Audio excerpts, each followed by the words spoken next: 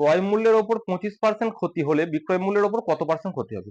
আমাকে আগে জানতে হবে যে 25% ক্ষতি মানে কি। 25% ক্ষতি, এটা যদি ভগ্নাংশে লিখি তাহলে কি হবে? এটা হবে 1/4। মানে কি 25% ক্ষতি মানে কি? আগেতে আমি 4 টাকায় একটা জিনিস মানে আগেতে না, সরি, জিনিসটার ক্রয় মূল্য হচ্ছে 4 টাকা, আর জিনিসটা আমি বিক্রি করছি ক টাকা? 4 থেকে 1 বিয়োগ মানে 3 টাকায় বিয়োগ বিয়োগ মানে বিক্রয় করছি। 4 টাকায় কিনে আমি যখন 3 টাকায় বিক্রয় করছি তখন আমার কি হচ্ছে? তখন আমার 25% ক্ষতি হচ্ছে। এবার কি বলেছে? এবার বিক্রয় মূল্যের উপর ক্ষতি বলেছে। তাহলে বিক্রয় মূল্য কোনটা? এটা এসপি। আর ক্ষতিটা কত হচ্ছে? ক্ষতিটা হচ্ছে 1%, মানে সরি 1 টাকা হচ্ছে ক্ষতি।